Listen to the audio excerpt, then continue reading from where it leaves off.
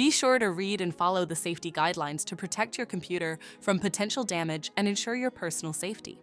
For more information about safety guidelines, see the owner's manual at dell.com/support. Before you begin, turn off the computer and disconnect all the attached peripherals. Before proceeding, ensure your computer is in service mode. To enter service mode, press and hold the B key on the keyboard and then press the power button. Now, the computer will boot up and the owner tag information is displayed on the screen. Press any key to proceed. The computer will emit 3 short beeps and shut down, indicating it has entered the service mode. Loosen the captive screws holding the base cover in place. Using a plastic scribe, pry the base cover from the palm rest assembly, starting at the top edge and working your way around to release it from all sides. Now, lift the base cover from the palm rest assembly.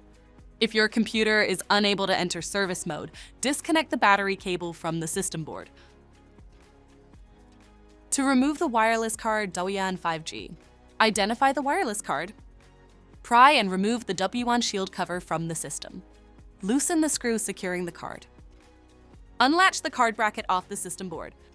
Disconnect the cables. Lift the card out of the system.